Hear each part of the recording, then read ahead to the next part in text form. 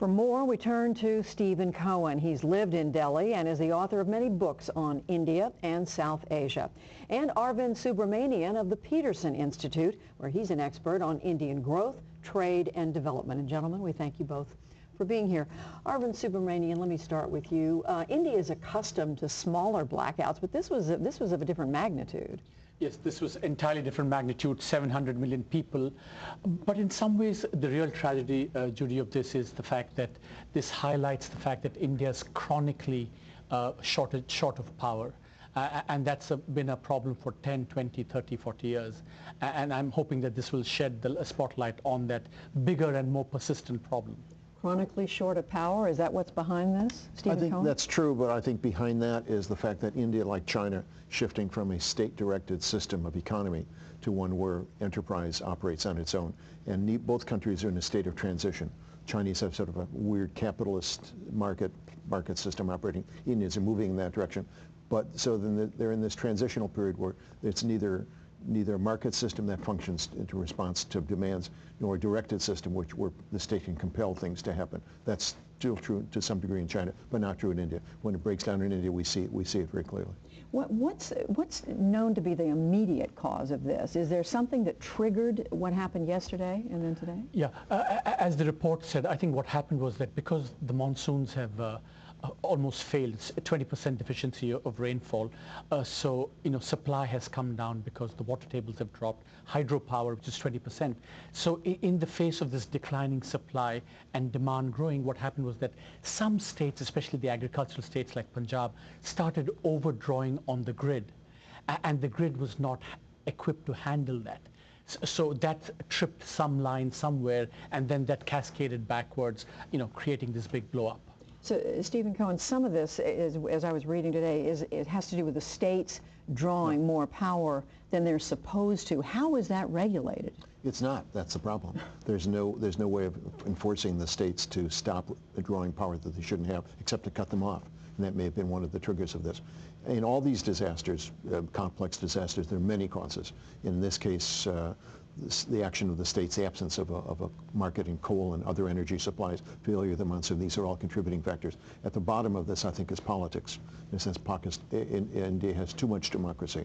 There's too much democracy in the sense that the central government can't control these states the way they used to in the days of Nehru, when there was a single party at the center and the states. Yet they need the states, they need state parties to stay in power at the center. So they have to make concession to the state. They can't compel the states to do something. So in a sense, that's democracy, but it's a negative aspect of democracy. How do you see that, the politics part of it? I think it's more an imperfect democracy than too much democracy. Because, the fundamental problem with power in India is that if people were to pay for power, private investors would come rushing in to build an increased supply. But the point is that politicians find it politically opportunistic to say, we'll either give you no power or free power. Or we'll give you free power or subsidized power.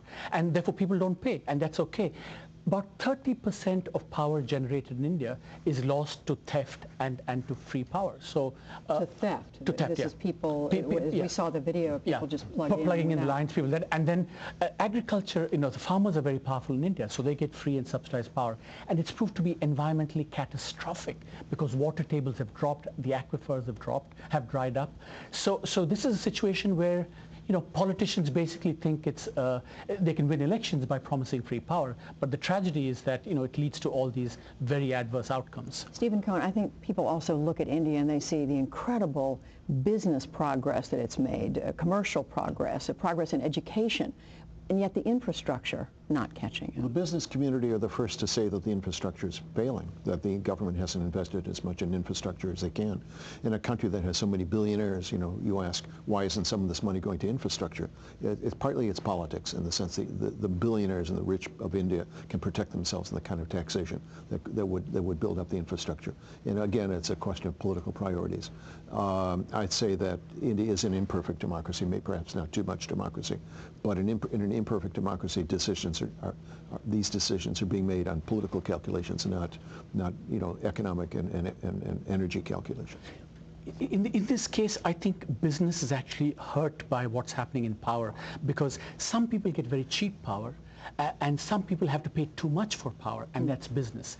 So, they're not There's a real imbalance. There's imbalance, exactly. And so what do? As the report showed, they can acquire private generators, diesel-powered generators, to generate their own power, and that's, again, environmentally disastrous. So what does it take to change a system like this in terms of where India wants to go in the future? Sometimes a shock like this will lead to a reform which would lead to major innovations and transformation of the system. I'm not sure whether the Indian system will respond in that way this time.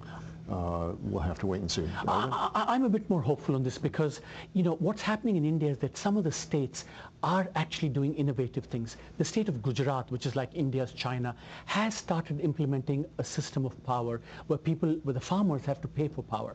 But in return, they get more regular power. And that system, if it works, will help emulation by other parts of the country. That's not in the region, though, where they're... That escaped because that's well run. The blackout, that's because escaped it's the blackout. better run. India is such a vast country that some of the states are doing very well, others are doing very badly. In a sense, a system where the states that are moving well should be rewarded and the states that are doing badly ignored if necessary is a system that has to be in place. But the problem is the political calculation depends on the number of votes, not on how well a state is doing economically. So some states that have a lot of votes which are doing badly in terms of policy are getting political rewards from the center. So at the moment, as you look at what India aspires to be, what does this say about how difficult it's going to be to get there? It's going to be very difficult to get there because, the demand for power is just outstripping the ability to handle that. But I think if we get some good, successful experiments in some of the states, like, it's happening in 2 or 3 states, I think in principle that can spread. And that's, I think, the only basis for hope in India, because fundamentally the politics in New Delhi is not going to change very much. I think there are 3 things that have to happen. The coal industry is a state monopoly. That has to be broken up. Secondly, they have to move on the question of nuclear energy. For political reasons, they block the importation of American nuclear power plants. Whether you like nuclear or not, they expect to have 25% of their power produced by nuclear in 15 or 20 years from now. They're not going to reach that goal. And thirdly, they need to work with regional states, other regional states, Nepal, Bhutan, even Pakistan, to develop a hydroelectric grid based on water power, which is environmentally secure. Complicated and a stunning situation, and yet one that at least has drawn the world's I lived through attention. blackouts in New Delhi. It's no fun. Stephen Cohen, Arvind Subramanian, thank you very much. Okay. Appreciate it.